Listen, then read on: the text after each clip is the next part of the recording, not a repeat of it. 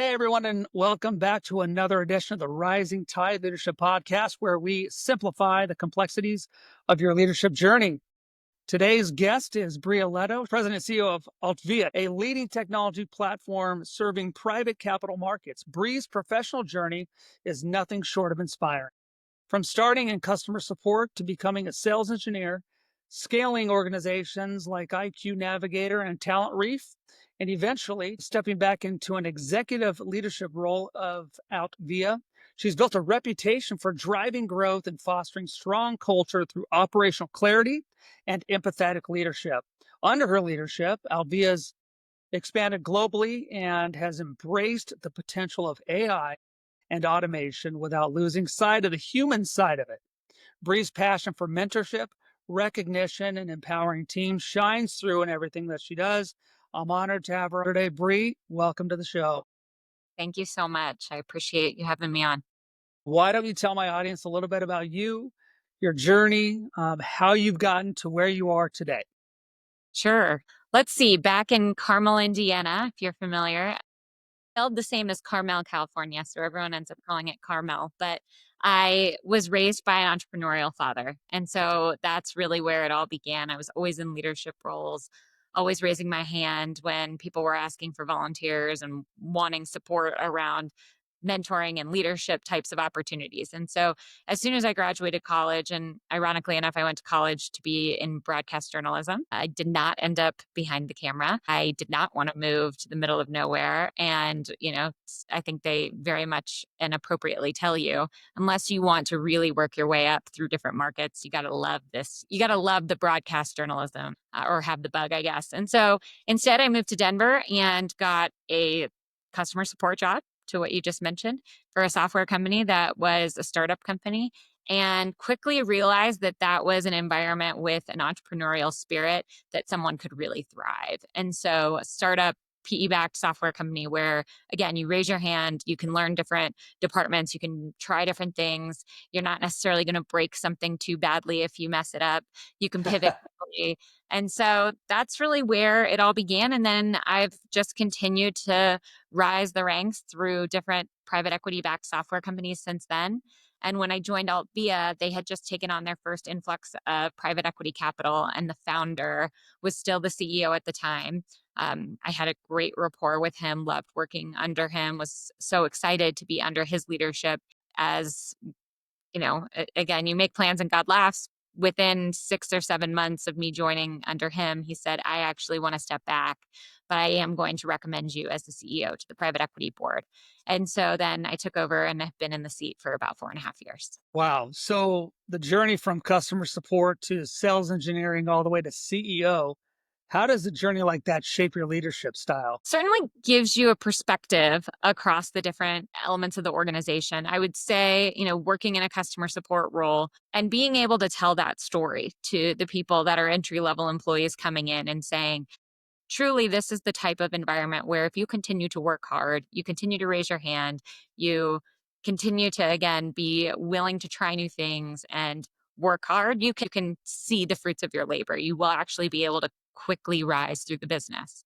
And I would say that the solutions engineering experience gave me the perspective truly at how important the product and understanding what problems a software system is solving for your end market can give you, again, really an eye across the business, because you've got a shoe in with product and engineering because you're on the front lines with the market. You've got, marketing certainly is always asking for feedback or thoughts on how do we continue to emphasize what we solve for in the market and how do we focus on the value that we provide.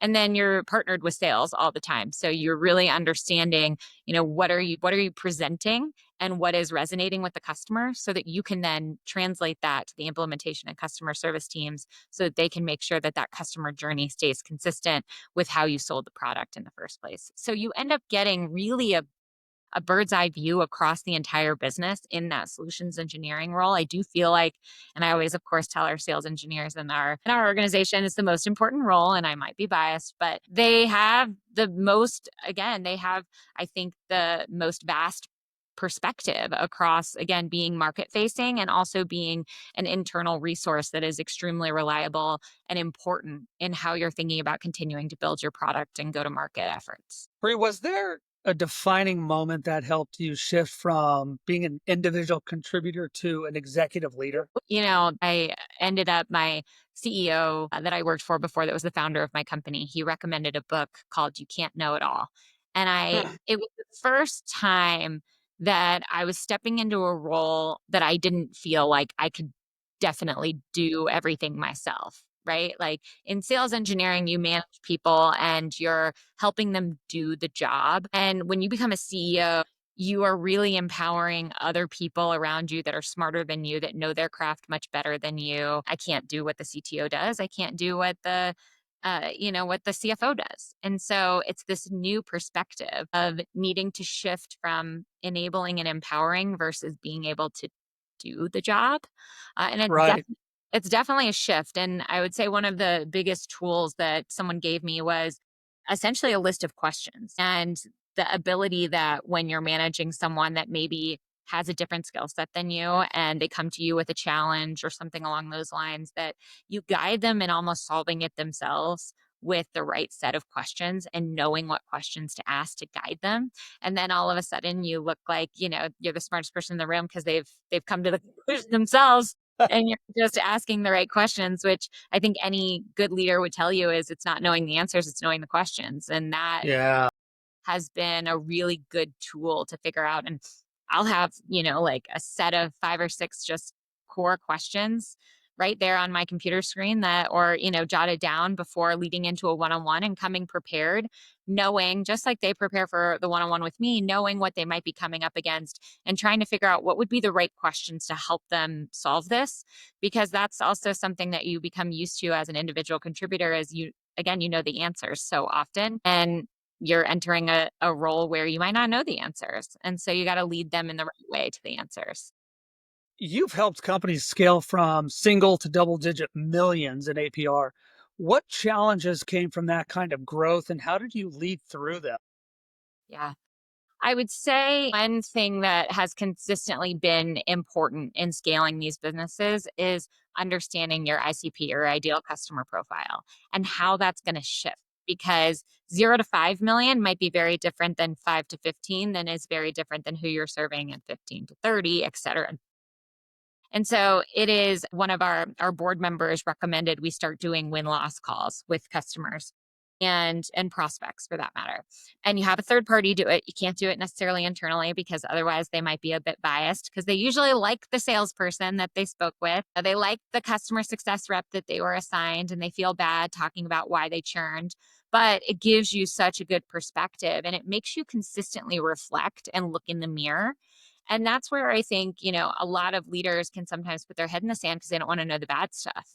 And I think it Yeah. is like consistent looking in the mirror and having to say, we need to pivot because market conditions, or we thought we were serving this customer really well, and we found out that might not be who we serve really well. You need to look at what's your customer acquisition cost and the lifetime value, LTV to CAC, and see, are these the types of customers that are staying with us, that want to buy from us, that consistently grow with us. Like, those are all important, I would say, consistent metrics that you have to be looking at and analyzing. When you're scaling a team, how do you balance growth with culture and team dynamics? It's tricky, there, and it's nice to see now, and I think everybody talks about this in the software space, is the shift from just being a high growth company and seeing valuations that are driven towards high growth, and seeing that balance between creating a high growth company but also being profitable, and thinking about your EBITDA margins, and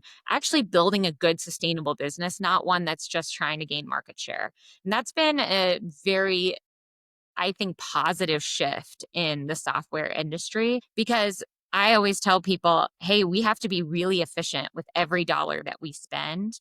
But what I'm trying to do is teach you that we could add another headcount, or we could spend half of that money across, raises for the team, and you take on a little more, but then we get closer to profitability, and trying to get them to understand the inner workings of the business, because again, that's, somebody took the time to teach me those things. And I can't always be the person that's going to pay the highest out there as a growing startup style company. So, something we can offer to our employees is showing them the inner workings of how to grow a business, a scalable business. Yeah, people don't leave companies, they leave managers, they leave bad leadership. So it's not always about how much you're getting paid because if that were the case, then all the highest paying companies would have all the good people, but they don't. I love that you put those questions to the team and let them enter into the process. Obviously, you're making the final call, but it gives them buy in. Am I hearing that correctly?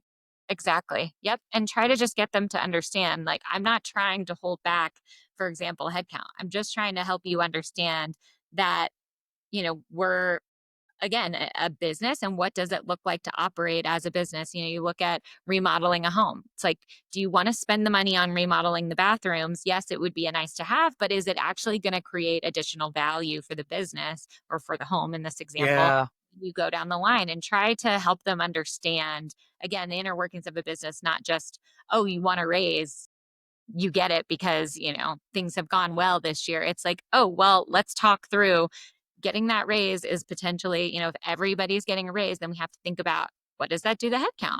What does that do to other things that we've been wanting to spend money on to help grow the business? Like, you're always helping them and understand. I think it's important that each department can manage their own budget, help them again understand the inner workings of the business so they can, again, make some of those calls and internally. And really, it's all about empowerment.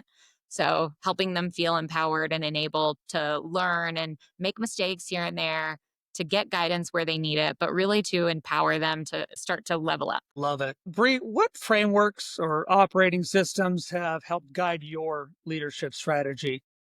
Yeah. So I entered the organization. It was operating on entrepreneurial operating system, the EOS model. It's really for there's and I'm gonna get it wrong, so I'm not gonna say it because I don't know any US operators out there, but it is definitely for a founder. And when I came into the organization, obviously I was not the founder. I was reporting to the founder at the time and then ended up taking over as CEO from him. And I quickly realized it needed the founder to be in the operating system. It didn't work for me. And so we kept certain elements of it. And I do think some businesses grow out of it, some businesses grow into it. It is an incredible model for leaders that are looking for a way to start building a framework around OKRs and weekly team meetings, leadership team meetings. How do you think about your vision and strategy? It's an incredible framework to get going. For me, I just I honestly needed something simpler. And so I used the 3 C's, and that's care, capital, and clarity. I've heard it used before. I did not come up with it. And it's an easy framework of just thinking. And there are still elements, like I said, of the EOS model that are integrated into our business. But if you keep it as simple as, am I leading with care? Am I being clear with my people? And am I being thoughtful about the capital that I have? It really just drives you pretty easily and quickly. And that's, I'm constantly just having those conversations with people. Am I leading from a caring place? That's what's genuine to me. I know we have capital that we need to be responsible with. And then, being clear, trying to be, and that's where I think, a lot of conversations about leadership end up muddied, is because people aren't being clear. And like Brene Brown always says, clear is kind. And I couldn't agree with that more. It's tricky and it's Yeah. the hardest thing as a leader, whether you're in your first management job or you're managing a public company. When emotions are there and you care about people, it is hard to be clear sometimes because it can be difficult conversations that you're having. And so I think that is, if you can just continue to lean into those 3 things. And yes, there are frameworks that are tied in there. How do you run your one-on-ones? How do you run your leadership team meetings? How are your company all hands meetings that obviously need to be a part of a different type of framework? But I think in how you're running those things, it all should tie back to being clear, leading with care, and being clear about how you're using your capital. You've mentioned the importance of mentorship being a two-way street. What does effective mentorship look like to you? I think it goes back to what I was just referencing, which is the clarity piece. One of our core values is trust and transparency. And I think the more you can lean into values, that should be one of the core frameworks that companies are using. I have to admit, the first time I joined a company that had really strong core values, I honestly rolled my eyes a bit and was like, oh my gosh, here we go. This is like one of those like soft companies that, it's like all warm and fuzzies. Like, can we just talk about metrics and what needs to get done, basically? And very quickly realized, oh, wait, by having these strong core values, you can actually be driving a much higher performing culture and be clearer with people and, again, transparent with them so that when things aren't going well, they trust that you're coming from that place of caring about the business and doing the right thing for the company. And so by having that framework, it shifts suddenly when you have to have hard conversations and you're going through tough times in the business. You lean into those values as much as you can because sometimes that's what you got. If you're in a Yeah, tough market and you're a bootstrapped company or, whatever it might be, like sometimes the core values are really what you've got. To stand on. And you just mentioned it. People don't leave companies, they leave managers. And that's right. where think it is extremely important for each of your managers to know your values, to represent them every single day, day in and day out. One of the EOS frameworks is GWC: get it, want it, and capacity to do it. And that nice framework to rely on as well is when you're actually looking at your managers and your leaders, it's like, do they get what the job is? Do they want it? And do they have the capacity to do it? And you can actually rely on each of those core values to use as a framework of, are they representing these core values? Because that's going to build the fabric of the company. Can you share a time where tough feedback helped you or somebody on your team grow in a significant way? Whew. So I've had a couple. I was not the type of athlete that loved to be screamed at. That was that was not for me. I always say I wanted the Coach K, not the Bobby Knight. Nothing against Bobby. I'm a Hoosier, so I love his Knight. That being said, it never resonated with me. My parents yelling at me or teachers coming down hard on you, anything. Coaches, I was cheerleader. It never resonated with me. And I think it does for a lot of people. I think there are athletes and leaders and professionals out there that prefer kind of like the heavy hand. And that's just not me. And so it's not how I lead, but there are oftentimes many of the leaders that you have no choice. Like you get put into a position and you either see your way out or you're going to figure out how to work with the leader that you've got. And I had to take a step back at one point when I was getting some tough feedback and remember that style and substance are very different. It can be very difficult to accept someone's style, but if you sit there and think, is their substance good? Like, am I learning something from this feedback truly? You got to somehow find a way to get over the style. And it's hard. It is hard for me because I am like, if you can't tell, I'm an empathetic, caring leader. And there are times when I wish I could embody some more of that Bobby Knight for the people that need it, because there are people that need it. And so what I've found is you got to find leaders that, again, will compliment you in that way and find some leaders that can be that kind of bulldog, if you will, that can couple the cheerleader and me. And we work together to just support the company in that way because again, people are motivated by different things, but I do try to remind people when they come to me and they're like, so and so was, so mean or whatever it might be. I'm like, take a step back. Was their substance good? Sometimes we have to be willing to adjust style and be accommodating to different styles. Yeah.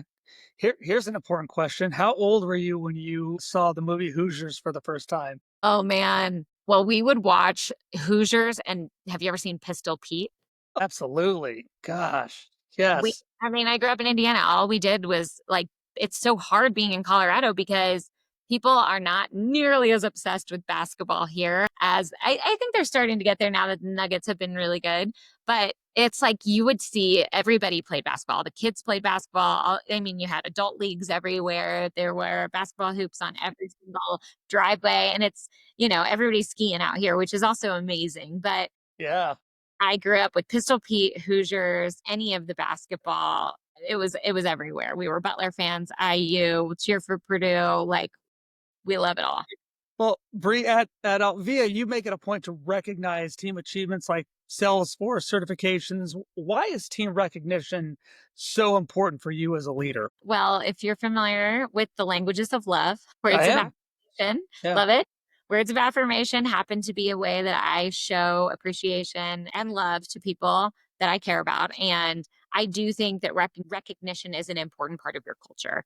And so, again, going back to that same type of management style, I do find that encouraging people and empowering them oftentimes can be a much better motivator to get better behaviors out of people. It's the same with our kids, right? Like suddenly encouraging them consistently and they continue to repeat those behaviors. And I think people like that. That's what they're looking for. They want to know they're doing a good job. And you also have to you have to marry that very closely with giving feedback and being honest with people. I've said this a million times, but hard conversations makes for an easy life and easy conversations make for a hard life. And I think that's important to remember is that if we can be giving feedback early and often, that is the best gift you can give to an employee. But you have to recognize when people are doing a good job and when they have taken the feedback, owned it, and improved. And so I will always be a big fan of a pat on the back and recognition. And sometimes just the words of affirmation go a very long way and by way of building loyalty and building company culture. So you're a CEO in a rapidly evolving tech space. So how do you prepare your team for ongoing change, especially with the rise of AI? We all see it. Everybody's talking about it's we're not even scratching the surface. How do you deal with that? We just had a company all hands meeting and we get the question every leader's getting it right now. Is my job in danger? Should I be? Mm. And my feedback to them is don't be concerned about the job that you have.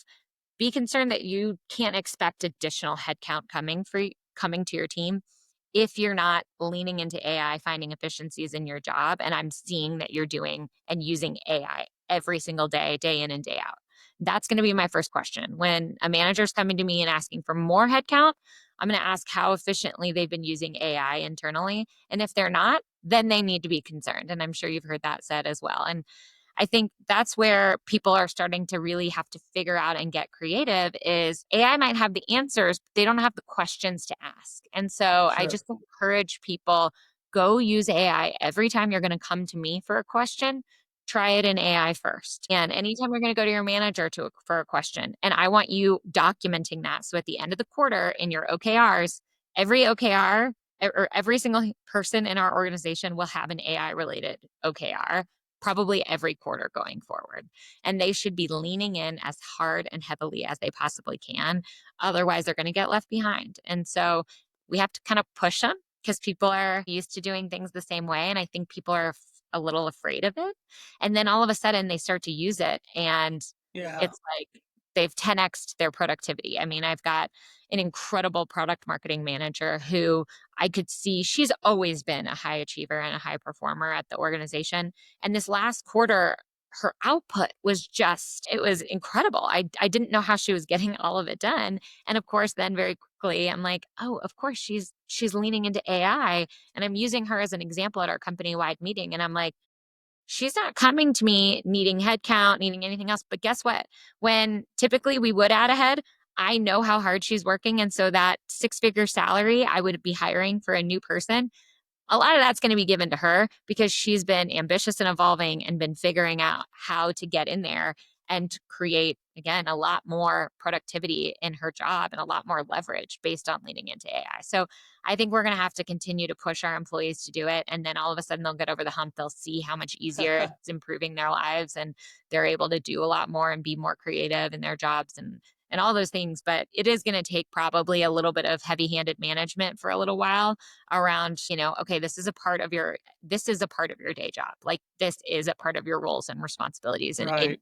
description. Yeah, that's really interesting because everything is moving more towards AI and we all have to embrace it and leaders need to embrace that. What advice do you have for leaders looking to stay human-centered while leveraging tech-driven tools? Hmm. I mean, it's going to sound just like so cliche, but it's like just trusting your gut. Like, it's like I can't tell you how many times, it's like I can't help but be human, like embarrassingly, I've had to admit that I cried in a board meeting once, in front of these PE, you know, gentlemen and a multi-woman in the room. And it's like, oh, I couldn't feel any more cliche having tears drop down my face. But it was about the human element of my business, and it is important to me. And so, I just like, I have to just be who I am and genuine in that. But you also have to know that you're going to have to be innovative. Like, we have to be keeping up with AI. And so I think it is building in, again, being honest, even when you want to say to people, hey, this is outside of our comfort zone. Like, Yeah. I know everything. Like you just said, I don't know everything about AI. I'm not the expert here,